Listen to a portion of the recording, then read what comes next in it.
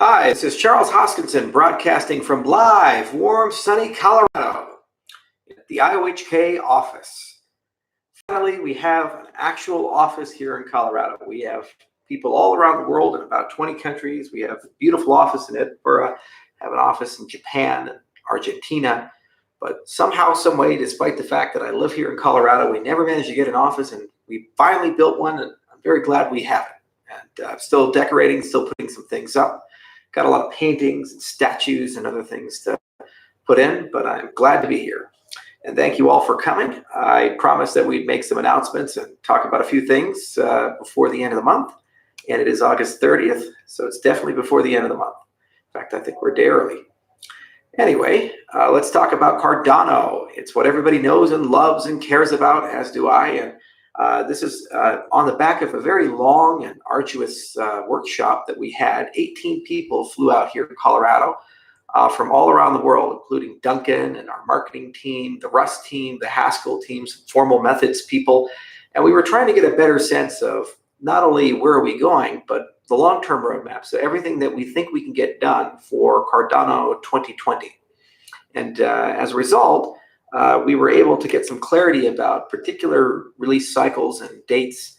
We've been doing things in a very agile way, so we tend to have development sprints, and we do these sprints as often as we can. One team does actually weekly sprints on an extreme programming model, all the way to the formal methods team, which has a much longer time horizon. And each team has its own cycle. And we mentioned with the Rust client that there were 3 phases to the testnet. Phase 1 was the self-node testnet, and that has been largely successful. Hundreds of bugs have been reported and fixed. The software has rapidly evolved and cleaned up, and it's got to a point where it's quite stable. And then the second phase is the networking testnet, where we actually have people connect to a unified testnet and do some form of staking. So everything that you'd want to do with Shelley, done now instead of on your PC on a distributed system. And then the final is the incentivized testnet. And that incentivized testnet is where we actually allow people to stake and get rewards. And guess what? Those rewards will be real rewards. You actually make real money from it. So these are kind of the 3 phases of that roadmap. And basically each and every one of them accomplishes different things, from proving out the protocols to building up a community of stake pool operators to allowing us to get a better sense of how these systems actually work at scale with real users behind them. So now the time has come for the network testnet, and that will be shipping next month, roughly around the middle to the 3rd, 4th week of the month. So earliest would be September 15th, but we may decide to push it a week or 2 later, just depending upon testing and QA and a few factors about how the release cycle is going to work. People tend to have their vacations during the summertime, and there's a lot of things that have to be worked out there. But middle part of next month, we should have the network testnet, and this will be the final testnet before real staking begins, and we're very excited about that. Now, more significant announcement is going to be on the 28th, September 20th. I will be in Sofia, Bulgaria for the 2-year anniversary of the launch of Byron. And that's going to be a great day. We're going to hang out with Vasil, who's one of our ambassadors, and he's a great community member. We really do love him. We'll go plant some trees, and we'll have some fun. And then we'll talk about the Cardano 2020 roadmap of what do we anticipate we're going to do, where are we going to go with the project throughout 2020. And we're also going to announce, more likely than not, the date of the launch of the incentivized testnet, which effectively is the launch of Shelley. Because staking has begun, pool operators are running, money is being made as a consequence of that operation. And we'll talk about how we're going to roll that into the Haskell node and how that's going to upgrade and update. So there's a lot of software, a lot of infrastructure, Explorers, the wallet backend, the exchange integrations, new APIs, the V2 APIs for the system, the Rust software, the Haskell software.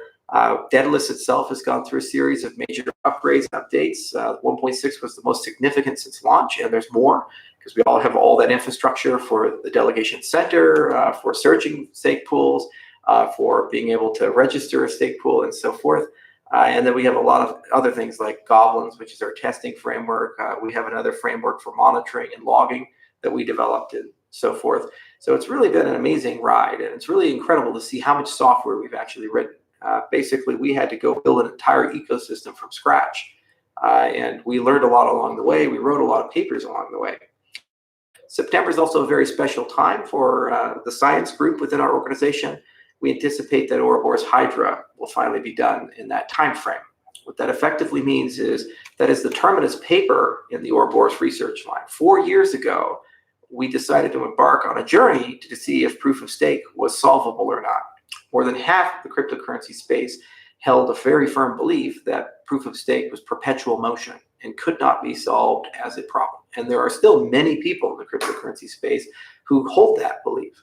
We kept an open mind, and 4 years ago, we started a research agenda to determine, in our opinion, and in the opinion of the academic community, whether this was a fool's errand or if the problem could be solved, and was it a Pyrrhic solution or was it a real solution that could actually be useful and run an entire system. And throughout that journey, we wrote papers like GKL, Ouroboros Classic, Ouroboros Preos, Ouroboros Genesis, Ouroboros Scripsinus, Ouroboros PFT, Ouroboros Sos, Ouroboros Skatseros, Ouroboros Chronos, but the most important paper in the entire series was Ouroboros Hydra, because that's when we shard. And what we do is we take all the magic, all the properties, all the things you've come to know and love about Ouroboros, and really the incredible security properties of that protocol, and we go from 1 to N, meaning that we actually can have the performance we need to be a global scale system. So it's a big moment for us. The network testnet is basically a near production grade launch of Cardano, the Shelley and Byron combined, and it's a culmination of years of knowledge.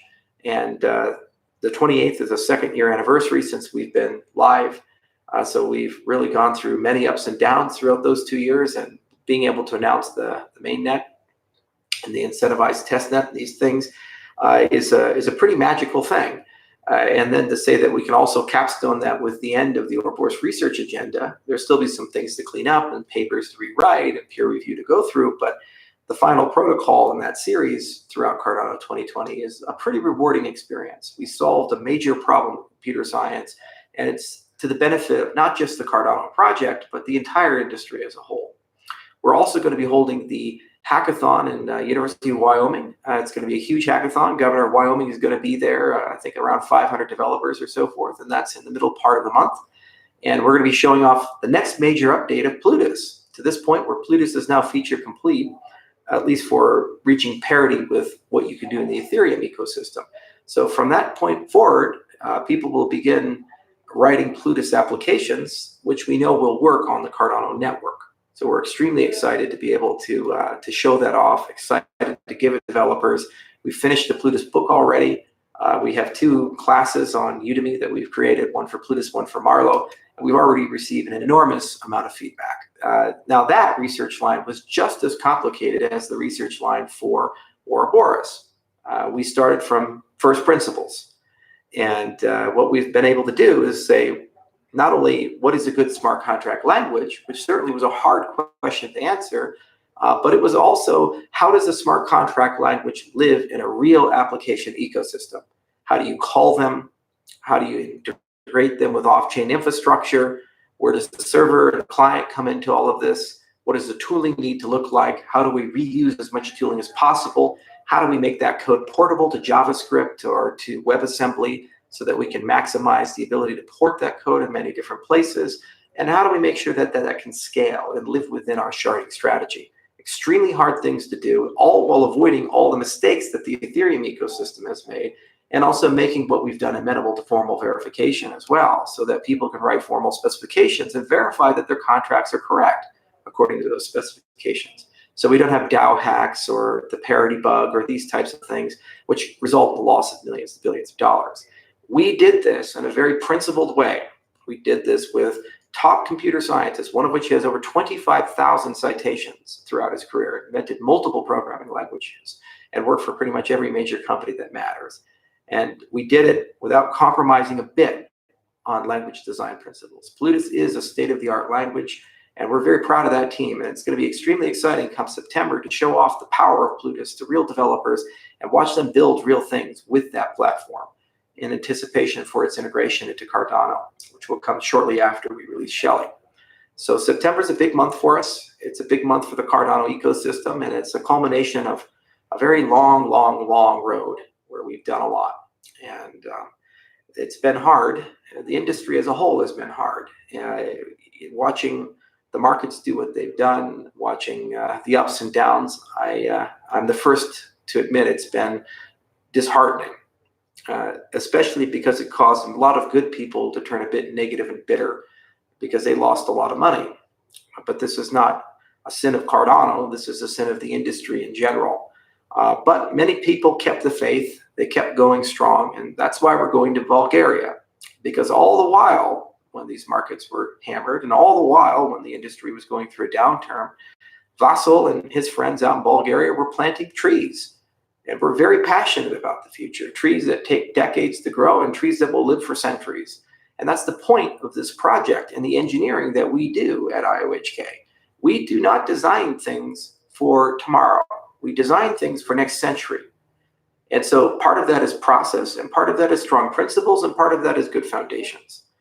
We didn't take shortcuts and say, let's just take some proof of stake protocol that we think may work, modify it a bit, maybe write an academic paper, throw some math on it, and go implement it in 6 months. We started from first principles and asked, what is a ledger? What should the rules be? What is consensus, and how does that matter to our industry? And we worked our way systematically, paper after paper after paper, involving the academic community along the way as a checkpoint, a sanity check, and a third-party opinion that was objective of whether the things we were doing were reasonable or not. This road is often fraught with delays and setbacks and all kinds of frustrations and disappointments.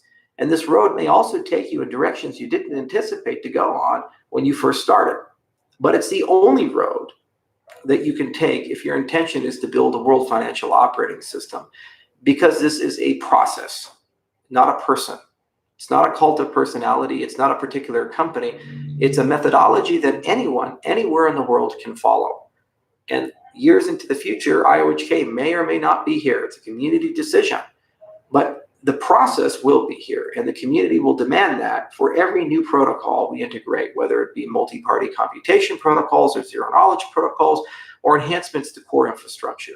And what we've now left behind as a consequence of the work we've done now since 2015 has been hundreds of pages of formal method documents, tens of thousands of lines of code, more than 40 papers, and an acknowledgement that the things we have designed really can scale and build to a global scale financial operating system. And we're future-proofing it. Cardano 2020 is extremely exciting. In September, we're going to talk about it at the Bulgaria event. We'll make an announcement of the particular place in Sofia it will be and the particular time. I'd love to see as many people as possible there. But that's just a milestone, and there's many more to come. So anyway, that was the announcement for the end of August. The incentives, the network testnet is coming in September, mid-September, more likely than not. The exact date will be announced in just a little bit. But if it's not mid-September, it'll be the third week or fourth week, but not too much beyond that. And the Bulgaria event will announce when the incentivized testnet will begin, which is effectively Shelley. It'll have the wallet backend, it'll have Daedalus, it'll have the Rust node, and a lot of magic behind it and real money being made. And then at some point that will merge into the Haskell system when it upgrades, and that money will be transferred over. So we'll make an announcement September 28th of exactly when that date is going to be for that to begin. And then we'll just start getting on to Goguen and catch up there. In September, you guys are also going to see the Wyoming Hackathon. We've made multiple announcements about it. I believe it's September 20th at University of Wyoming in Laramie, and we'd love to see you there, and we'd love you to see you guys write some Plutus smart contracts and Marlowe smart contracts and really get a sense of the magic that we've put there. It's been a hard project to go from aspirational, high-risk, high-return research where we could potentially do everything to actually build something real that innovates and changes our entire industry. And I'm incredibly proud of the 200 people at IOHK and all of our commercial partners and the third-party firms who have worked with us very closely throughout this journey over the last 4 years and assisted us throughout this journey to get to a point where we now have something significant and real and revolutionary and innovative that not just leaves a good foundation, but something that we know can be iterated to something that will fundamentally change our entire industry and make us the world leader in terms of cryptocurrency technology. And we did all of this while maintaining our principles. That was the most important part, to prove that it can be done.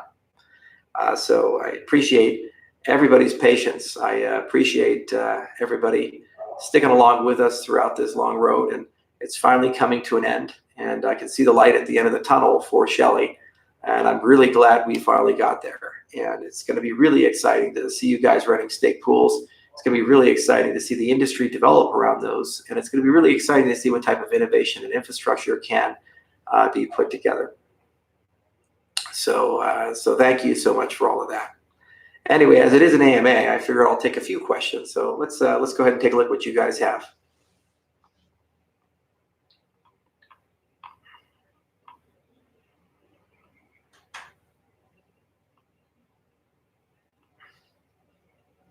Charles, what do you think about Algorand? Sylvie McCauley says he solved Vitalik's trilemma. It can scale to thousands of transactions and is secure and decentralized. They use VRFs too. Yeah, of course they do. Sylvie McCauley invented the technique. Algorand is great science, great team, great people. The moment that they announced that they're actually going to enter the space, I tweeted, it's finally good to have some good competition. And I stand by that statement. I think that over the next 5-10 years, they'll be around just like us. And while they're taking a different approach, their approach does seem to have a lot of merit and legitimacy behind it. And I think they have a good team of people to help them execute and get there. This, frankly, should be the standard. We should never have questions about whether the technology or science works or if the protocols are sound or not. That should be axiomatic. We should have a situation where those protocols, we know they work, and we're debating commercial strategy and execution and customer acquisition and these types of things. Unfortunately, because of the complexity and, frankly, the lack of domain expertise of the people running these projects, perhaps some Dunning-Kruger, we are in this position where the industry as a whole has to doubt whether protocols can actually do what they claim. So it's nice to have competitors who we feel are just as good of an approach, even though we disagree with the approach because we think there's legitimate things that could be done differently, but at least we don't challenge that they know what they're doing. And Algorand fits into that category.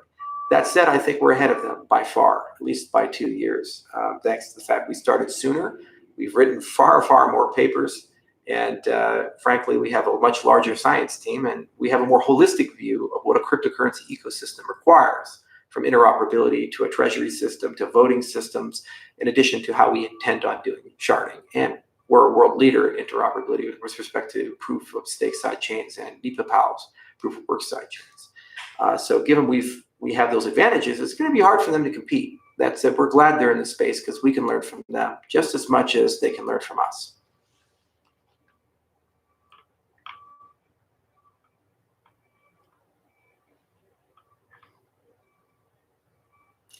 Okay, what else we got here?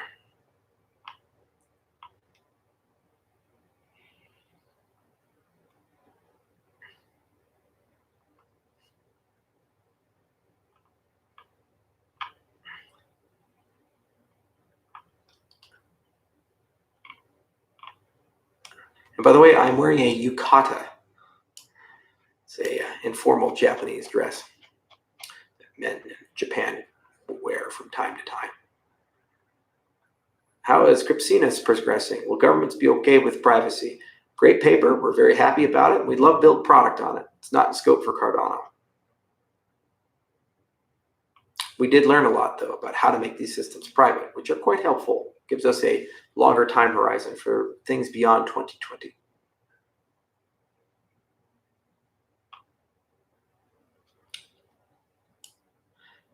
And I love these comments from Eugene. Guys, try to understand, I was a big fan of Cardano for years. I really don't care of the money I lose, but for God, this guy is no more than a big scam. You know, people always say that and they never qualify those statements. You know, I remember Paul Halmos used to say, tell them what you're going to do it, and tell them what you don't. You did. So we told everybody what we're going to do. We said, we're going to do a high risk, high return research project, and we're going to use a science-based approach, and we're going to go use formal methods. These are among the slowest and most difficult things you can do in terms of engineering. And it's very difficult to be a startup and build products this way. So we said we were going to go do that and give it our best shot. And we went and did it. And Does he deny that we wrote papers? Does he deny that formal specifications exist? And if so, which ones are bad? Which papers are good? Which ones are they all bad? None of these papers exist. The peer reviews will all lie. We didn't go to CCS and crypto and Eurocrypt. We never attended any of these conferences. We didn't get accepted, even though that's all provably false. Okay, well, then he's saying those things have no commercial value. Okay, well, maybe that's a fair argument. Okay, well, what about the formal specs? I guess they have no commercial value either. Okay, what about all the code we've written? The Haskell code, that doesn't exist.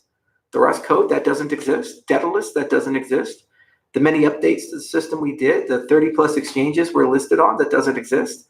Take heed that the initial funding for the project was around 64 million, give or take. And it's sitting above $1 billion capitalization. So for the seed capital to produce this, we're still significantly above that. So the people who took the risk of launching the system, they did fine. But that doesn't exist, I guess, in his world. So the only thing that does exist is that everything in our industry went to the moon. And it all came collapsing down by 90%, if not more. And people lost money. So yeah, that happened.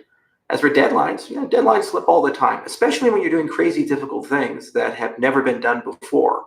Unless you can point to a single project, a single scientific endeavor where new things have been done that people were able to perfectly estimate the complexity and difficulty. Meanwhile, we've also changed our engineering team. We went from Serakel to an in-house team, and we had to go through a huge retooling and transition for that. But you see, there's this value and there's this idea that somehow when we say we're going to innovate and we're going to build something for the future, that because the value hasn't been realized yet for billions of people, that is now a scam. Our whole argument is if you're going to build something that 1 billion people are going to use, and it's going to be used for 50 years, you should do it carefully and spend some thought about it and utilize the best tools, techniques, and people available and try to get them all on board. And we did. We got the peer review circles on board. We got many universities on board, many different companies on board. And we were very transparent about this every day, every step of the way. All of our code is open source and it sits in a repo. But we're a scam because you didn't make money. Who did? And where would you make the money from? Let's say your stuff goes way up and you sell it. Somebody had to buy it. Well, if there's no natural use for it, if there's no natural consumption for it, you just traded one speculator for another. So while you may have made money, someone else perhaps didn't. The only way this industry as a whole will be legitimate is if the products in this industry are useful. And I've made the argument time and again that the products are not useful. Not yet. They do certain things well. And if your only goal is to use it as a store of value and a safe way of moving money to evade capital controls, Bitcoin has already solved that problem. And it's good enough. But if your goal is to build a world financial operating system that accounts for metadata, identity, compliance, contingent settlement, contracts, that is self-enforcing, admissible in court, and can be used to run an economy, whether it be a small economy like Georgia or a large economy like China, no one in our entire industry has even come an inch close to that.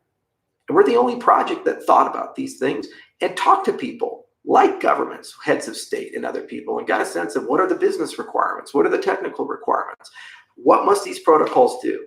Holistically, not just one component where somebody wrote a protocol and said, here's our white paper, look how magical and smart we are. We had to look at everything. The ledger rules, the network rules, the consensus rules, the cryptography, the level of privacy, the structure of transactions, how governance needs to work. How do you do software updates? Who's in charge of those software updates? What must the improvement proposal process look like? Time and again. And these are easy things. These are things done in a day. These are things that are predictable and that will instantly be finished. No, they're incredibly difficult, every single one of them.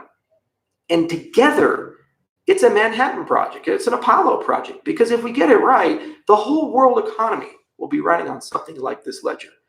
Billions of people, billions of transactions every single day, carrying cumulatively trillions of dollars of value. So when is it useful? When it's done. When is it done? When is art done? It's never done. It's just a series of progressions and iterations where it gets gradually more useful, gradually more functional, gradually more advanced over time.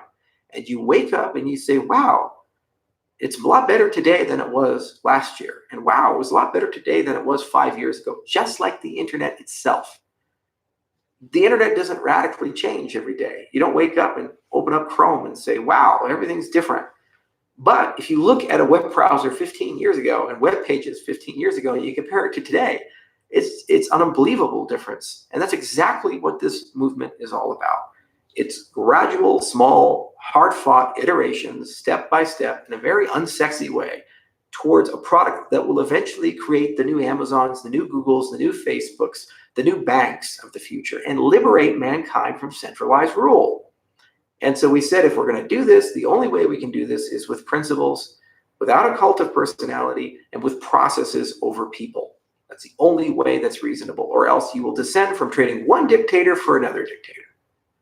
So if you think that's a scam, or we didn't produce anything useful, please do tell us who has. Please do tell us who executed and who got it done. Which system actually works that you think is so much better? And if your only argument is that people have made more money, the price is higher, more liquidity, then you've already lost, because that's not the game we've played. As I said, tell them what you're going to do it, and then tell them what you did. And we said, we're going to go do high-risk, high-return research and solve major problems and build a world-scale system. And we're getting to a point where we've actually started accomplishing the foundations of that.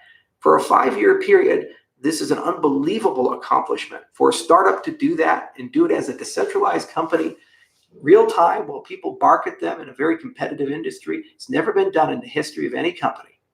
And I'm very proud of that. So good luck to you, Eugene.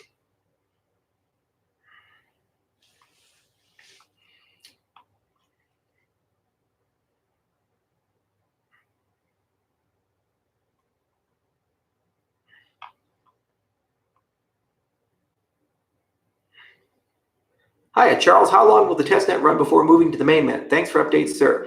We'll make that announcement on the 28th, and hopefully you guys stay tuned. Hi, Charles. Is Phil Wadler still working at IOHK? Absolutely, every day. And actually, he's training some graduate students as well who are working on IOHK projects. His involvement in IOHK keeps scaling up. He's writing papers, too, with us.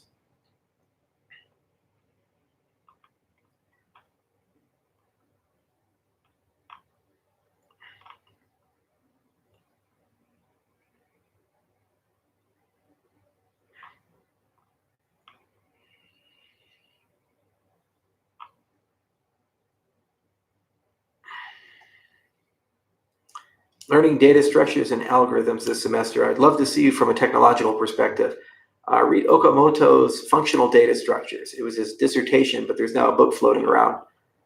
You can learn about finger trees and so forth.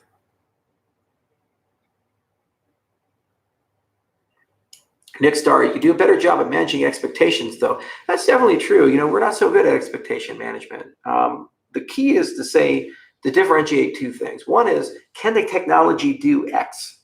From, will the technology actually do X? Will it be used for X?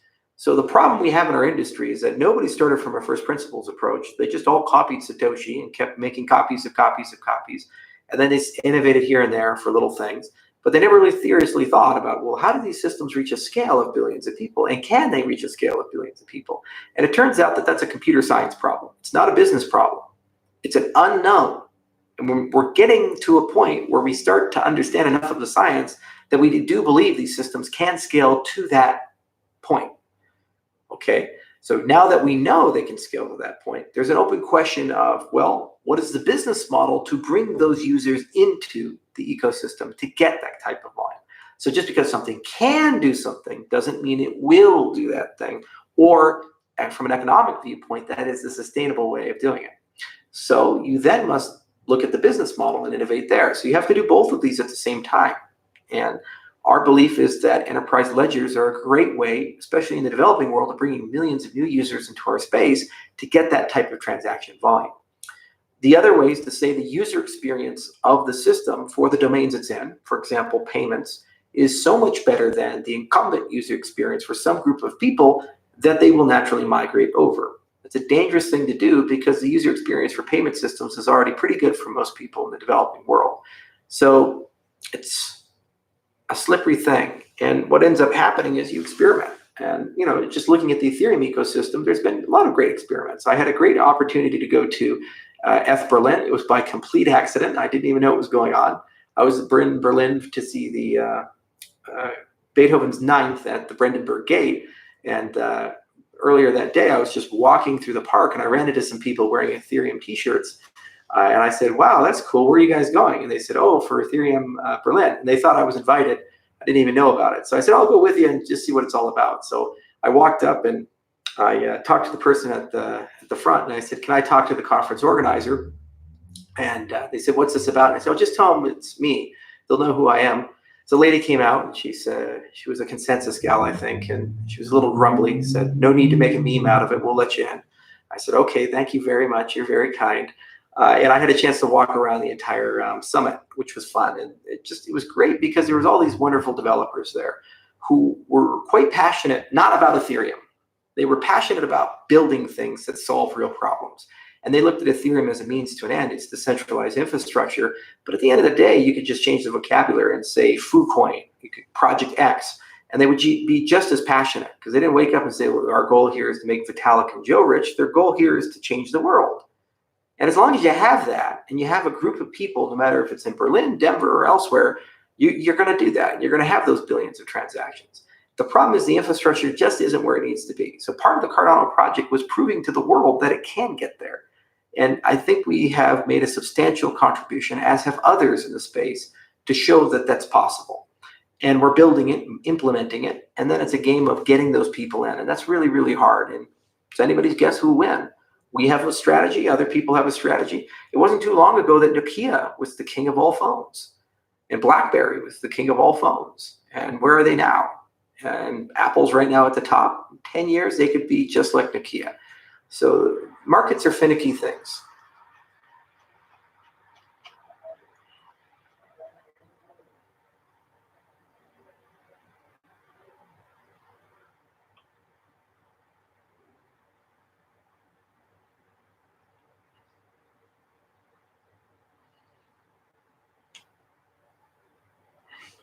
Charles, how far apart are Cardano and Ethereum in relation to all that Cardano's plan? I keep hearing that people say Cardano is at least 2 years behind Ethereum. At least I'd actually argue the opposite. I'd say Ethereum's 2 years behind us.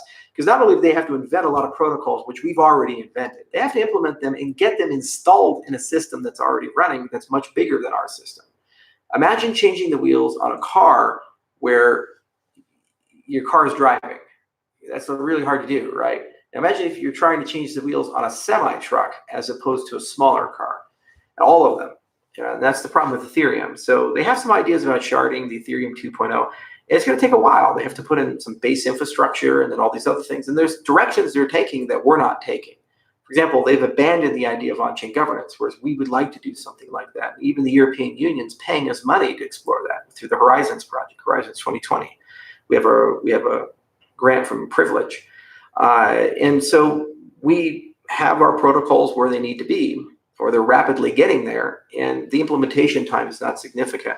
So I would argue we're ahead of them. We have a more sophisticated smart contract model that is a superset of their model. Ethereum interoperability is not hard to do. There's different ways to accommodate it.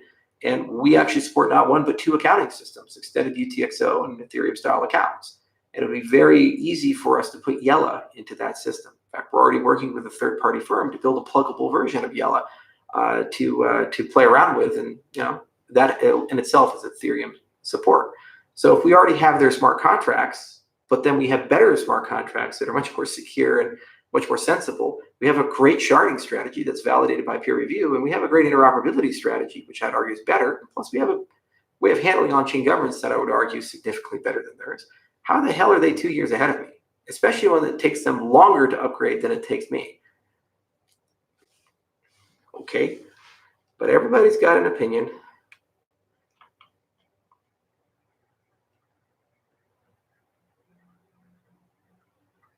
Charles, do you pay close attention to what your competitors are doing and are able to orient and respond accordingly, or are you locked into your own strategy? We pay attention every single day, which is why I travel so much generally, and it's why we talk to a lot of people. Our competitors are mostly open source, and they mostly live within a small ecosystem, which means they tell us usually ahead of time what they're doing, and they put it in a GitHub repo. It's really easy for us to read GitHub repositories. It's not hard, and we know pretty much everybody. I've been in the space for 8 years. And over that course of time, it's given me the opportunity to get to know basically everybody's philosophy, where they're at, where they're not at. And we see them at the academic side, the engineering side, the non-engineering side. And in all cases, we've learned a lot. So yes, we do pay a lot of attention to them, and we do learn from them from time to time. Every now and then you see some interesting things. Every now and then you see derivative work. For example, Fly Client is based on our work on NIPA and they made some improvements, and we have our own improvements. In other cases, things just come out of nowhere. And like Avalanche, and they say, wow, that's a pretty interesting protocol, and you adapt to it accordingly.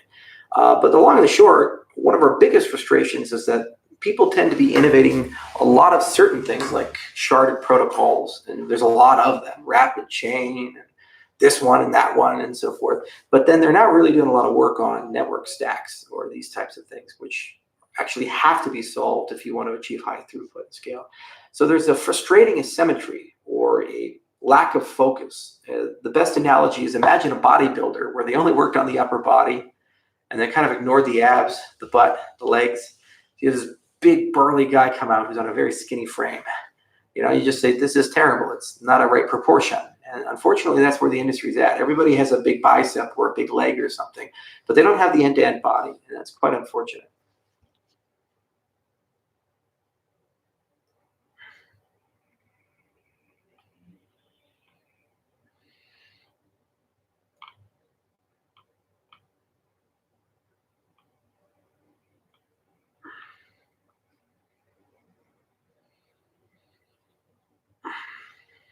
Charles, why not use time locking rewards and penalties for staking? Because you don't use incentives to solve fundamental problems in your protocol. The protocol should work sans incentives. Incentives just make people use the protocol.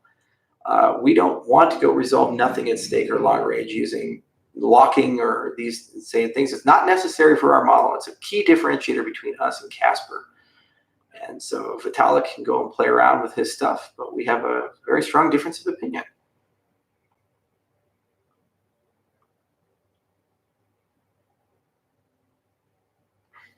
Is Haskell's pathway to testnet different to Rust? What's nice about Rust is really a great avenue for us to, in an incredibly agile way, in some cases weekly, do rapid updates to basically deploy incredibly close protocols to what would be in production.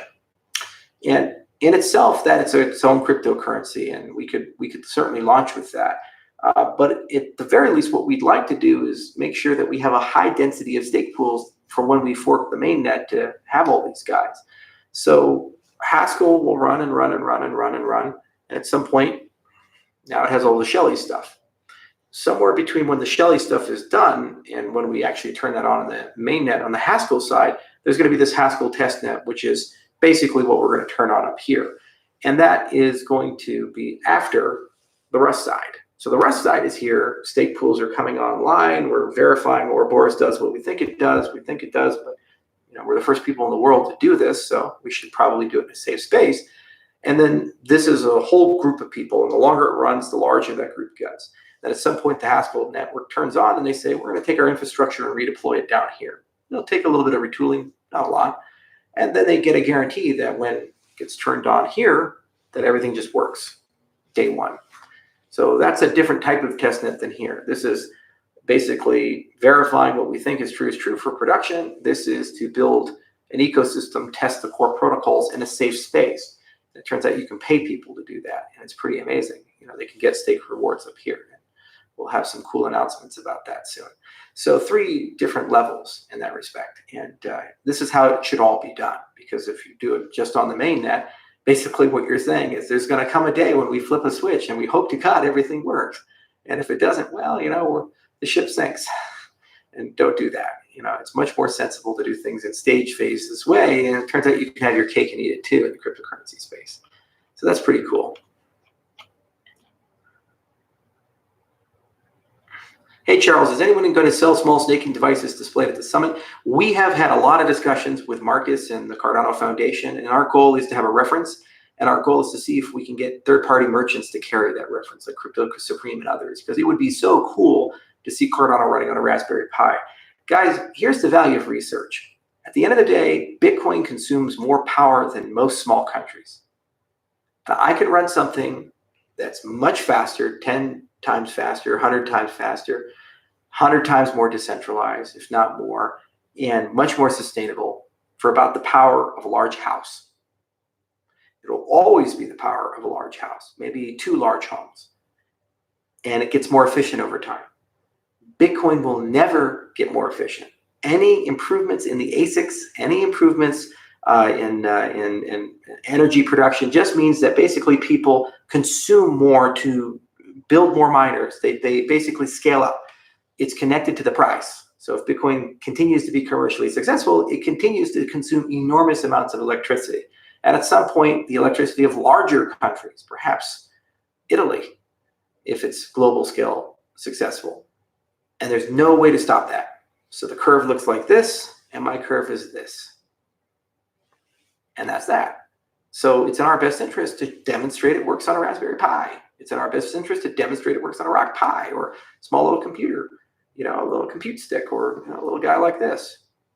And if it does, mission accomplished. It shows you the power of science, that we get the same benefit off of a house worth of power that they're getting off a country's worth of power. And that's magic. And only science can give you that.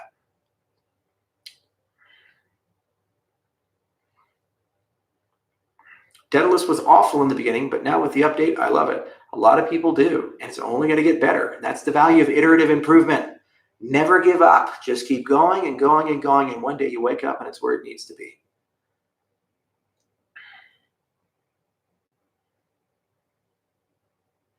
Charles, you talked so much about being innovative papers and such, but Tezos is running fully working POS and on-chain governance for a year. Scientists and working real-world net. Why not Cardano? Different approaches, and we're solving different problems. Good for them.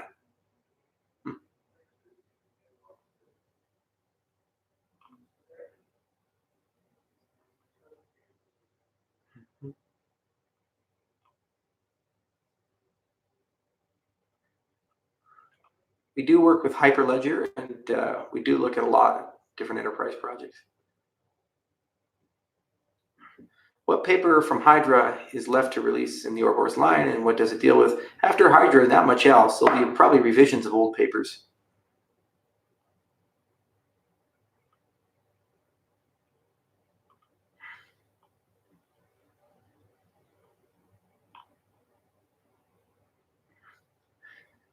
Charles, are you still doing keto? Off and on. Although in our company, we have a keto channel, and there's like 30 people in it. My HR director just joined.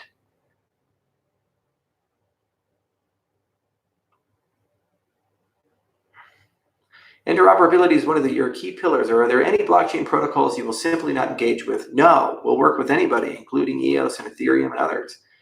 At the end of the day, there's my personal feelings, but these are protocols used by people, and people are people. And whether they're wearing an EOS shirt or an Ethereum shirt or a Tezos shirt, they're still people, and they're still in our ecosystem. As a consequence, it's valuable to work with them where and when it makes sense. Now, if these ecosystems happen to be led by egomaniacs that hold personal grudges or basically make decisions arbitrarily as opposed to based on what's best for their users, well, then that's the loss of that ecosystem. But from our side, we're willing to work with anybody. Are those Kachina dolls on the table in the window near? Yes, of course. I have many Kachina dolls, and I actually have even a plague doctor. See, a Venetian plague doctor. Look at that.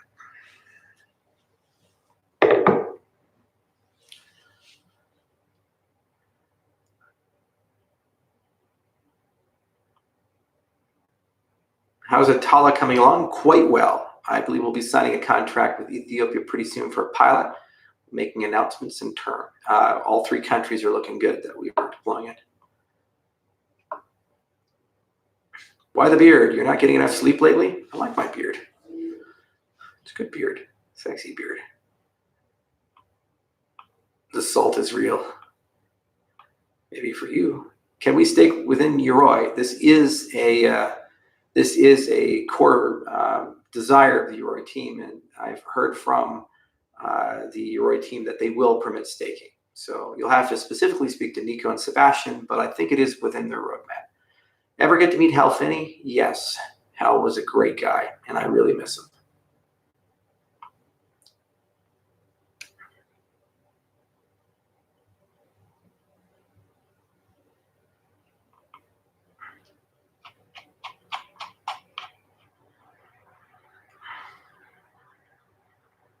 let's look for one more. We're almost done.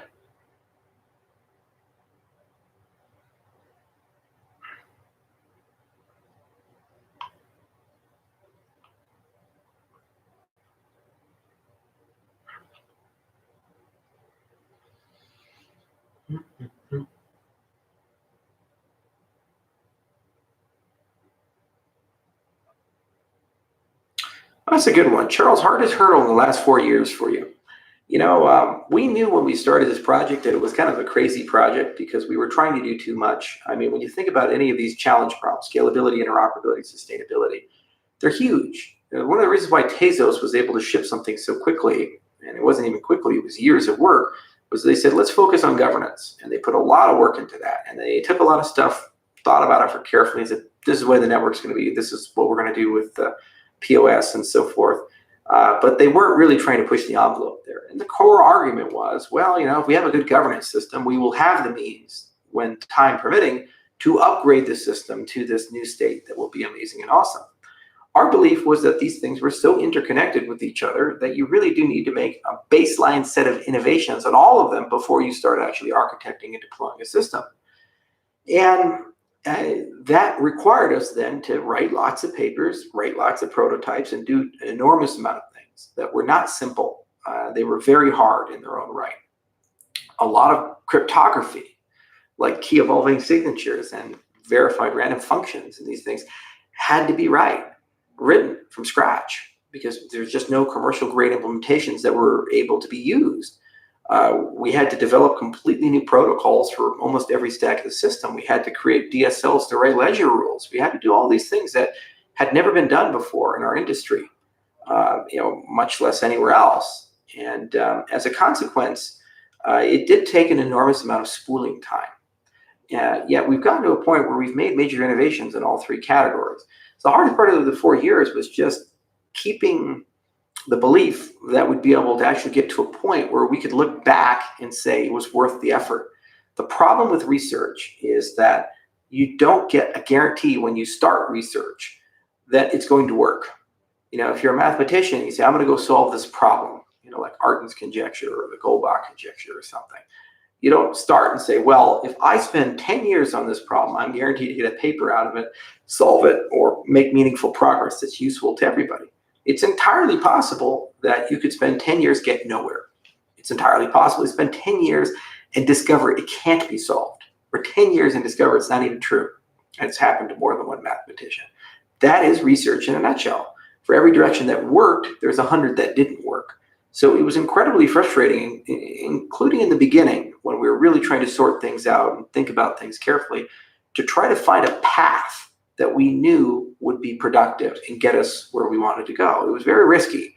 And managing it when we had discovered that path was even harder because, while we had high confidence that the path would eventually bear fruit, we knew it'd take a long time. But we couldn't quantify what long time would be. It was entirely possible that it'd be 6 months. It was entirely possible it'd be 2 years. And we just kept building and building and making best effort and estimating things. And we weren't so good in the beginning at estimates. Now we're in a position where things are moving along quite well, quite predictably. Weekly reports here and there. And what we think is true about velocity and delivery has been true, at least for the last year. And that's been good. But it's been very, very challenging for us to get to that point. And deeply frustrating to get to that point because it was a collective frustration. It wasn't just me. It wasn't just IOHK. It was the CF, and it was Emergo, and our ecosystem, and our credibility as engineers and scientists. For every delay, it meant that there was a group of people who get to say, ha, I told you so. These people have no idea what they're doing. They can't deliver. They're idiots. Meanwhile, we're sitting there staring at incredibly elegant code, lots of math, lots of papers, and getting objective validation that the things we're doing are real. It's almost as if you're building a home and you've built the walls and you've painted and you've set up all these things, but you're not quite done yet. You're waiting on something. And then somebody comes by and challenges that you've ever even started building the home, or you have no idea how to build a home. You don't go to somebody waiting on a permit to do something, and for some reason they just didn't get it, and then tell them that because that hurdle came up, they're incompetent or they don't know what they're doing. And unfortunately, over the last 4 years, this has happened a lot and continues to happen. So That's been the greatest frustration. Second greatest was the Cardano Foundation, Michael Parsons in particular. There has never been a person or a time in my life that I worked with that so deeply frustrated me than that. They had a clear understanding of what they were responsible for doing, and they just decided not to do it. They took the money to do it. They were legally obligated to do it. There were potential criminal consequences if not doing it. Yet despite all of that, didn't do it. And we spent years working with them, trying to get them into a position where they could execute and do things, and they decided not to. This was life, and it hurt the Cardano ecosystem. It's good that things are getting back on track, but remember, if something takes 2 years, you can't just magically accelerate it and make it happen in 6 months. So while they're getting back on track, they're behind on certain things, and it's deeply frustrating because they shouldn't be behind. In fact, frankly, they should be ahead. They should be running with the bulls, but they're not. And that was really frustrating as well. Anyway.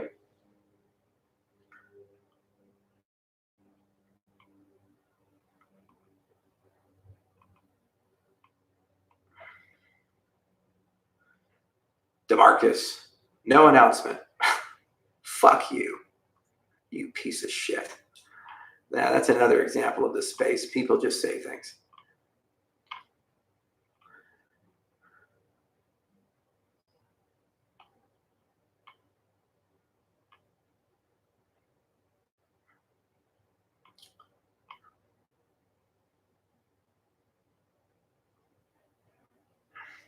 You have a senior research fellow in my field of law. Are you doing any legal research at the moment? Yes, to be announced later.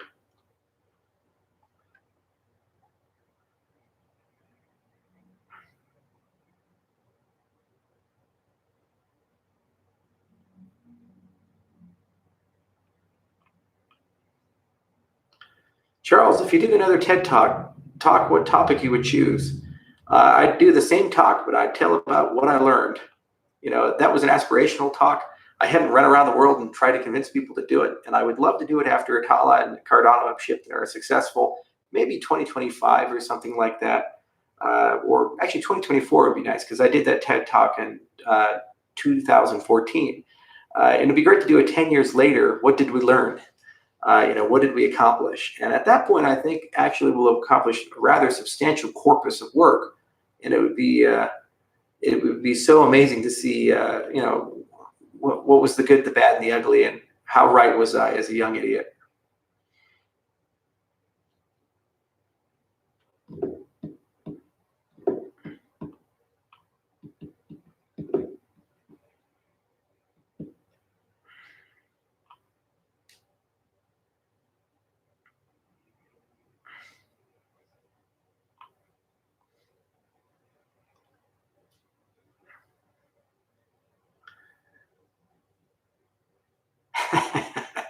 Didn't expect it from Charles. Spit out my food, then you don't know me, sir.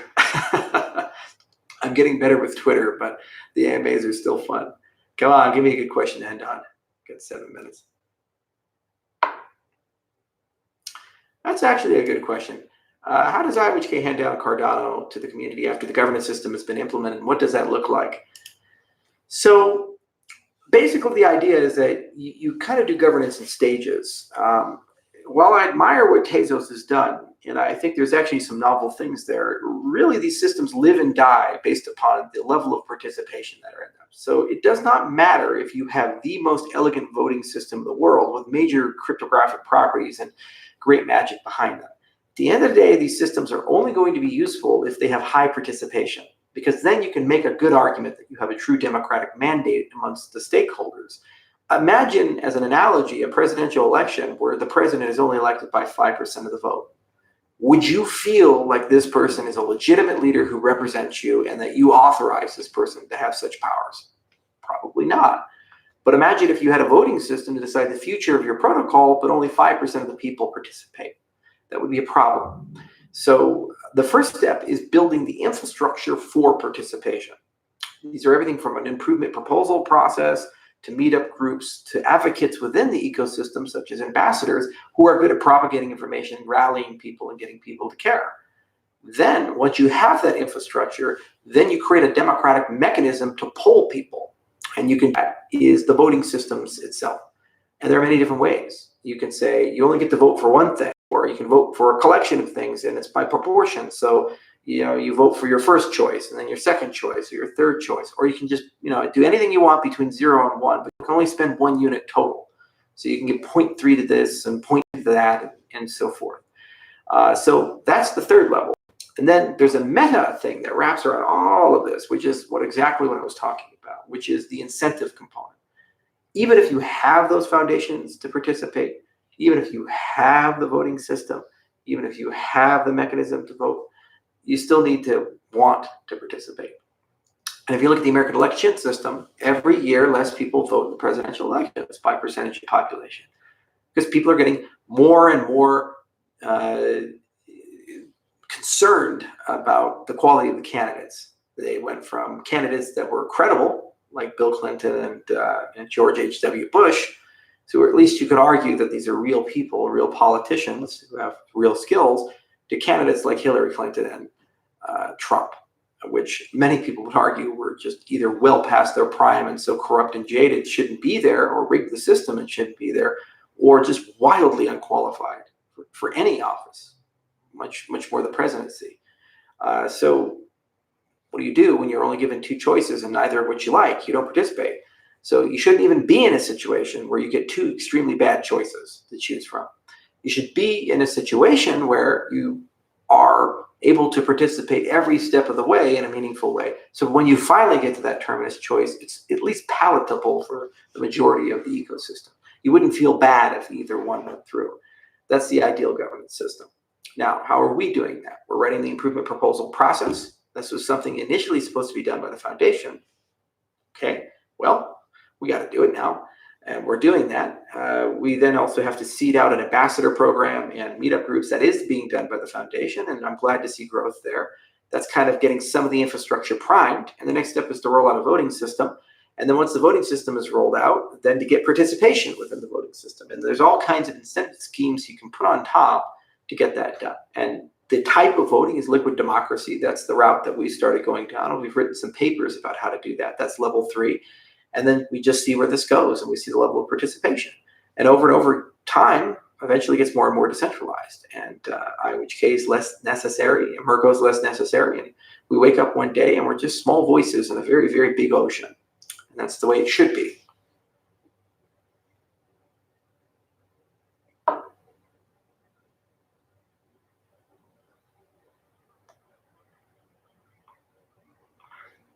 Yeah.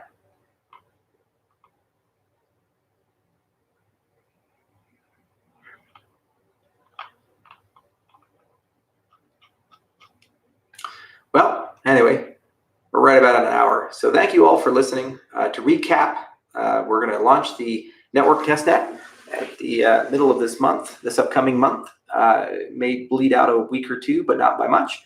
And we'll make an announcement on the 28th about the incentivized testnet, as well as kind of how that fits into the rollout to the Haskell side, and also talk about Cardano 2020 in Sofia, Bulgaria on September 28th. So thank you guys so much for listening. This was a lot of fun, and better luck next time. Cheers.